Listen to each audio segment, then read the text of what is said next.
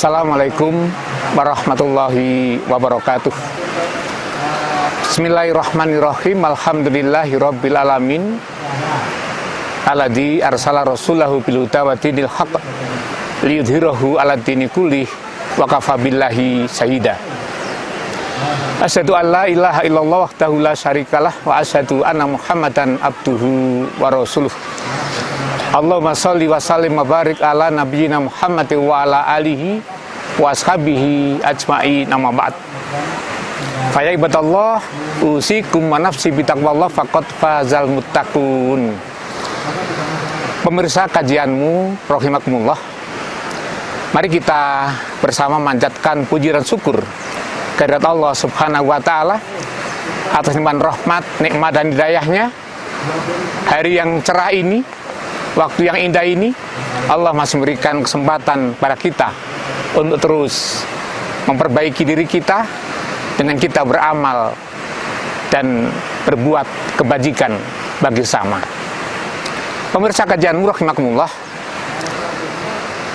Allah mengutus seorang Rasul terakhir, yaitu Nabi Muhammad SAW, untuk memberikan penjelasan-penjelasan, memberikan arahan agar hidup kita di dunia ini diberikan kemudahan, diberikan kelancaran, dan diberikan keselamatan, baik dalam kehidupan di dunia menuju kehidupan kelak di akhirat.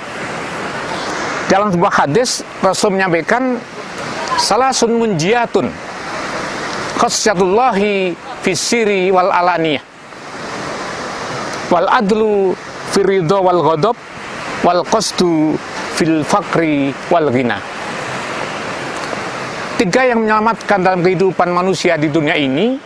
Yang pertama, takut pada Allah fis-sirri wal alaniyah, baik ketika kita sendirian maupun ketika kita bareng-bareng dengan orang lain.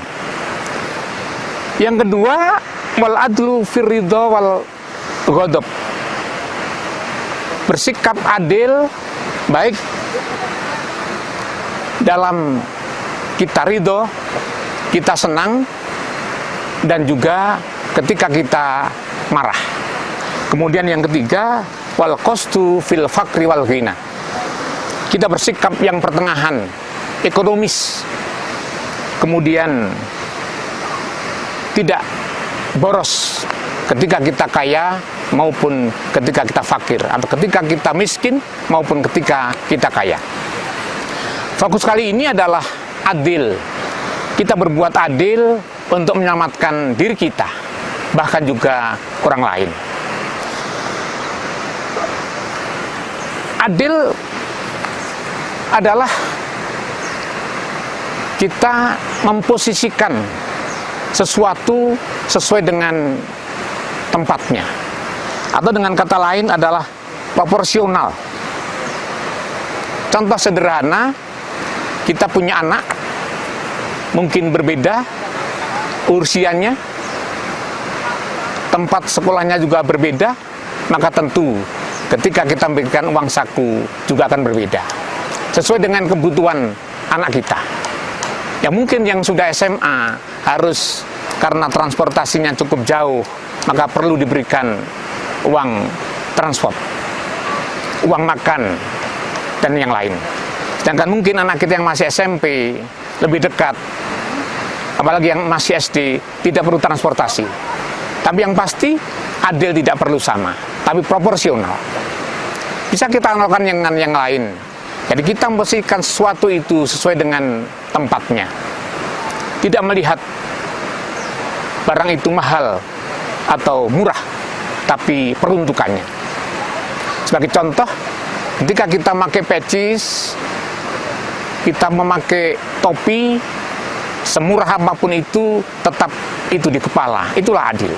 Sepatu berapapun harganya, semahal apapun harga sepatu, sandal, tetap itu dipakai pada kaki kita.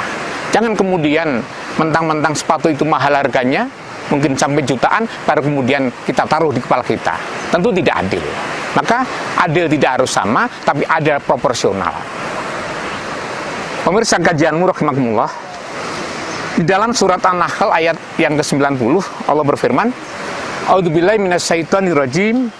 Innallaha ya'mur bil adli wal ihsani wa itaidil qurba wa yanha 'anil fahsya'i wal munkari wal baghi ya'idukum la'allakum tadhakkarun. Sesungguhnya Allah menyuruh kamu berlaku adil dan berbuat kebajikan, memberi kepada kaum kerabat, dan Allah melarang dari perbuatan keji, kemungkaran, dan permusuhan. Dia memberi pengajaran kepadamu agar kamu dapat mengambil pelajaran. Jadi Allah merintahkan kepada kita manusia untuk berlaku adil. Lalu apa itu adil? Para alim berkata, adil adalah meletakkan sesuatu secara proporsional, seperti yang saya sampaikan di depan. Adil sebagaimana kita melihat matahari yang terus bersinar, siapapun yang disinari, dia tidak melihat orang itu kafir atau muslim, tapi mereka butuh sinar matahari, maka kemudian matahari tetap bersinar. Air yang mengalir, air yang digunakan setiap hari kepada kita juga tidak pernah dia memilih siapa yang menggunakan. Siapa yang membutuhkan air, maka dia akan bisa digunakan untuknya. Maka berlaku adillah kepada siapapun, baik ketika kita senang maupun ketika kita tidak senang. Yang sering dilakukan atau sering kita lakukan, kadang-kadang kita tidak berlaku adil ketika kita berhadapan dengan orang-orang yang tidak suka, atau justru sebaliknya.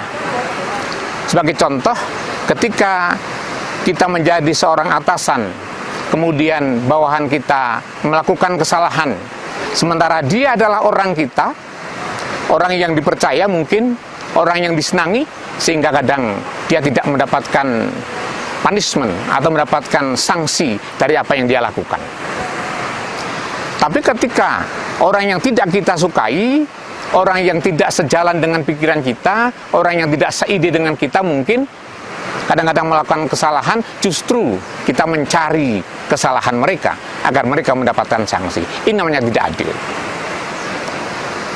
Nabi kita pernah mencontohkan ketika mengadili seorang pencuri, bahkan Nabi mengatakan, andai kata anakku Fatimah dia mencuri, maka aku yang akan memotong tangannya. Ini adalah tindakan adil seorang pemimpin ketika harus berlaku kepada bawahannya. Bahkan Kanjeng Nabi selaku imam kita, panutan kita, dia mencontohkan jangankan orang lain, anaknya sendiri pun akan tetap diberi sanksi ketika bersalah. Maka itulah yang kemudian disebut adil. Dengan adil itulah, maka insya Allah kita akan diselamatkan dalam kehidupan di dunia ini, bahkan sampai kehidupan kelak di akhirat.